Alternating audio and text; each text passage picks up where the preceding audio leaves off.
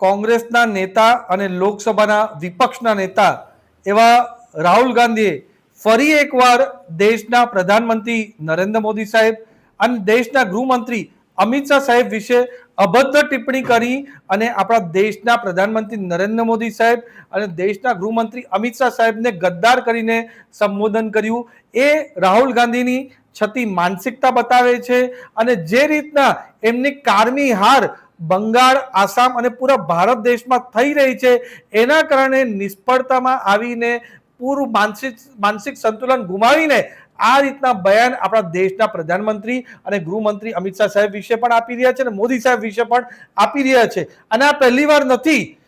કોંગ્રેસ તો ઇતિહાસ જ એવો રહ્યો છે કે દેશના જ્યારે આપણા મોદી સાહેબ ગુજરાતના મુખ્યમંત્રી હતા ત્યારે એમને મોતના સોદાગર કહ્યા હતા।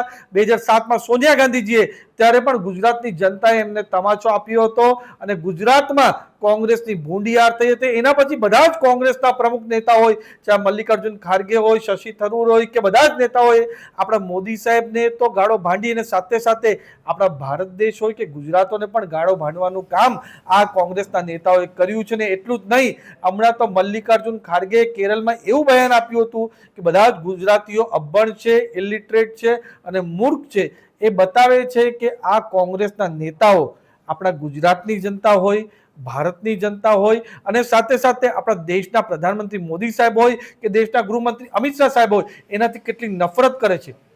પણ ખરું ફ્રસ્ટ્રેશનનું કારણ એ છે કે આ ઇલેક્શન પછી પૂરું ઇન્ડી ગઠબંધન જે હતું એમનો પૂરો વેર વિખેર થઈ ગયો છે। પૂરા ઇન્ડી ગઠબંધનના જે મેઇન બે સહયોગી દળ હતા ટીએમસી અને ડીએમકે, એમણે એલાન કર્યું છે અને પબ્લિકલી એનાઉન્સ કર્યું છે કે હવે એ ઇન્ડી ગઠબંધનના પાર્ટ નથી।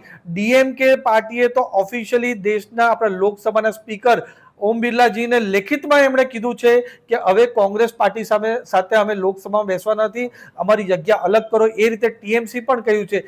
તો જે આ પૂરું ઇન્ડી ગઠબંધનનું પણ વેરવિખેર થઈ ગયું છે એનાથી રાહુલ ગાંધી માનસિક સંતુલન ગુમાવીને આપણા દેશના પ્રધાનમંત્રી મોદી સાહેબ અને દેશના ગૃહમંત્રી અમિત શાહ સાહેબ વિશે આવું વાત કરે છે। અને ખાસ કરીને જ્યારે મોદી સાહેબ આપણા દેશના માટે વિદેશના પ્રવાસ પર ગયા છે કે આપણે જે હમણાં એનર્જી ક્રાઇસિસ પૂરા વિશ્વમાં આ ગ્લોબલ પરિસ્થિતિ જે ગલ્ફ દેશોમાં યુદ્ધની પરિસ્થિતિ છે એના લીધે થઈ, એટલે આપણા દેશનું એનર્જી સિક્યોર થાય એના માટે મોદી સાહેબ 5 દેશોના પ્રવાસ પર છે। દુબઈમાં પણ આપણા ભારત દેશના માટે કેટલા 6 થી 7 દિવસનું પૂરું ઈંધણનું જથ્થો રહે એના માટે સારું કામ કરવા ગયા, ત્યારે આ રાહુલ ગાંધીએ આ રીતના બયાન આપણા દેશના પ્રધાનમંત્રી વિશે આપ્યું છે। ત્યારે જ ન્યૂઝરૂમ ગુજરાતની યુટ્યુબ ચેનલને સબસ્ક્રાઇબ કરો અને ઇન્સ્ટાગ્રામ અને ફેસબુક પર ફોલો કરો। અપડેટ રહો, સત્યની સાથે રહો।